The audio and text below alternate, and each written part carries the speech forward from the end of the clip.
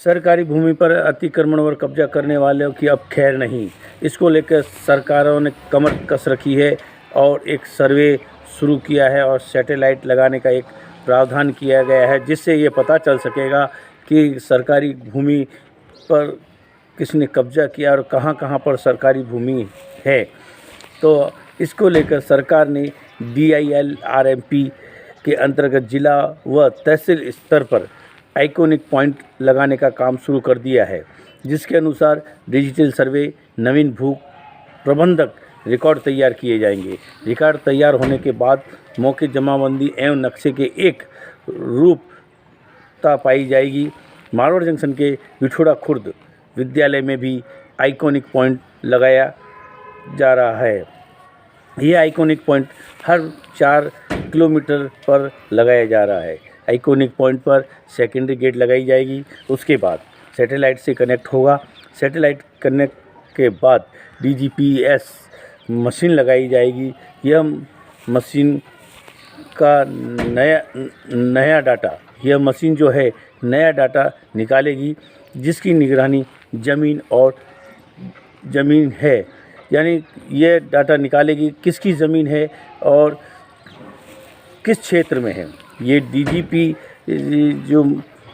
DGPS जो machine लगाई जा रही है, ये पता लगाएगी कि किसकी ज़मीन कहाँ पर है और किस क्षेत्र में है। अब हम आपको बता दें, इस समस्त जो इसकी निगरानी होगी, तहसील स्तरों की निगरानी होगी, इसकी मॉनिटरिंग जिला कलेक्टर द्वारा की जाएगी। जिला कलेक्टर की मॉनिटरिंग होगी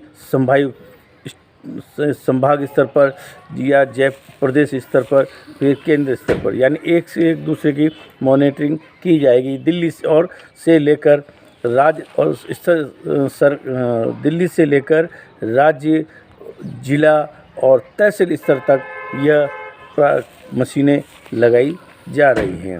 अब हम आपको बता दें कि जिला कलेक्टर तो इसकी निगरानी करेंगे, लेकिन अब यह हर 4 किलोमीटर के अंदर जो ये आइकॉनिक पॉइंट लगाया जा रहा है, ये आइकॉनिक पॉइंट मात्र सरकारी भवन में ही लगेंगे। जैसे आंगनवाड़ी है, विद्यालय है, तहसील है, जहाँ भी ये 4 किलोमीटर का रेंज आता है तो उस भवन में ही लगाया जाएगा। यह प्राइवेट इमारतों में नहीं लगाया जाएगा। ये मात्र सरकारी भूमि पर ही आइकॉनिक पॉइंट लगाने का एक सरकारों का प्रावधान है और यह बड़ी एक अच्छी बात है, जिससे सारे जो जानकारियाँ हैं, सारे जो काम हैं, आप एक ये जो सैटेलाइट से जब जुड़ जाएगा तो ये पूरा काम करेगा।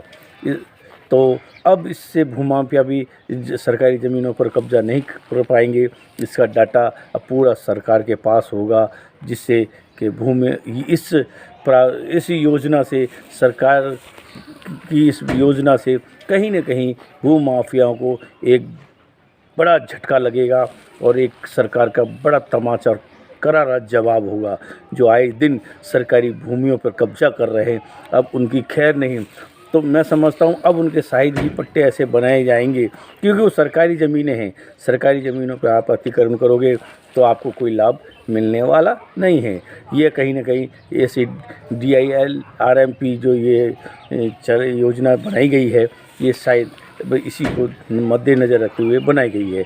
हमने जो ये पॉइंट बना रहे थे, आइकॉनिक पॉइंट जो बना रहे थे, ये हैदराबाद के जो अधिकारी हैं जो काम करते हैं, इनसे भी हमने जानकारी ली। तो इन्होंने क्या कहा, आइए हम इनके ही माध्यम से आपको सुनाते हैं। बताइए। पाली जिले का भी नया नक्शा तैयार हो रहा है। हाँ। नया नक्शा 4-4 किलोमीटर पे सेकेंडरी ग्रिड लगती है। हाँ। सेकेंडरी ग्रिड लगने के बाद ये सैटेलाइट से पूरा कनेक्ट रहता है। फिर इसके बाद ये DGPS मशीन लगेगी, लॉन्गिट्यूड लैटिट्यूड पूरा लिया जाएगा। बस इसका ये काम क्या करेगा? काम नया नक्शा पूरा डाटा निकालेगा, किसकी कितना ज़मीन है, किस एरिया में। पूरा ग्रेडिंग सिस्टम रहता है, एक पॉइंट से दूसरा पॉइंट कनेक्ट रहता है। ये वाला पॉइंट तहसील से कनेक्ट रहेगा, फिर तहसील वाला ज़िले से कनेक्ट रहेगा, ज़िले वाला फिर पूरा सर्वे ऑफ इंडिया के पॉइंट से कनेक्ट। कितने किलोमीटर के दायरे में आप बना रहे हैं? 4 किलोमीटर पे।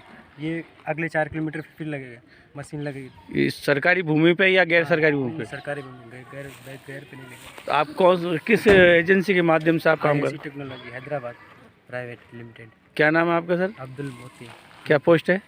Surveyor, GIS surveyor.